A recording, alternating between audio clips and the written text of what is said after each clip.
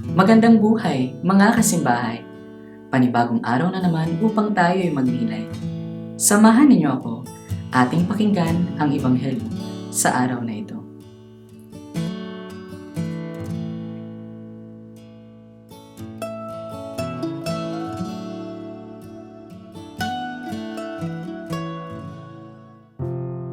Ang mabuting balita ng Panginoon ayon kay San Lucas.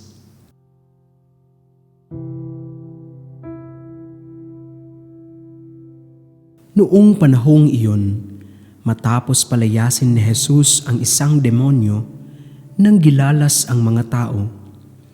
Ngunit may ilan sa kanila ang nagsabi, si Beelzebul na prinsipe ng mga demonyo ang nagbigay sa kanya ng kapangyarihang magpalayas ng mga demonyo. May iba namang nais siyang subukin, kaya't nagsabi, magpakita ka ng kababalaghang magpapakilala na ang Diyos ang sumasa iyo.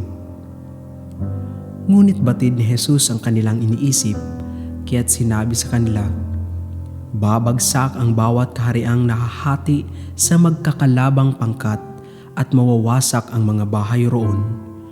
Kung maghimagsik si Satanas laban sa kanyang sarili, paano mananatili ang kanyang kaharian? Sinasabi ninyong nagpapalayas ako ng mga demonyo sapagkat binigyan ako ni Beelzebul ng kapangyarihang ito.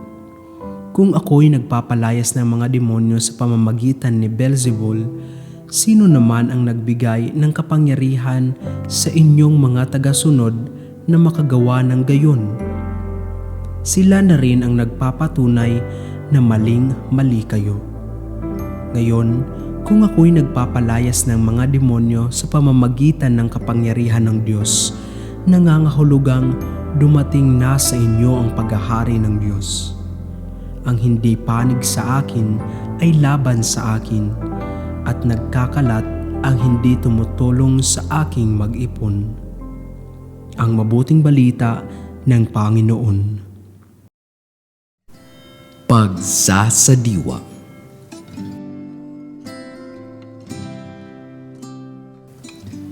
Ang hindi panig sa akin ay laban sa akin.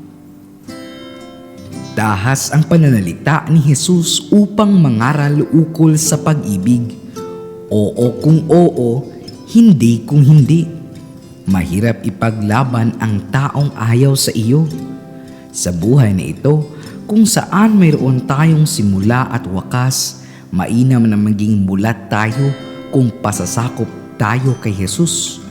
Laging naririyan ang alok ng kaligtasan at pagkakataong gugulin ang maghapon ang bawat sandali ayon sa pasya ng bawat isa. Kapag kakampi tayo ni Jesus, ipaglalaban niya tayo sa mga pinagdaraanan natin sa buhay. Pagsasagawa. Laging piliin at ipakita sa bawat salita at gawa na nasa panig tayo ni Jesus.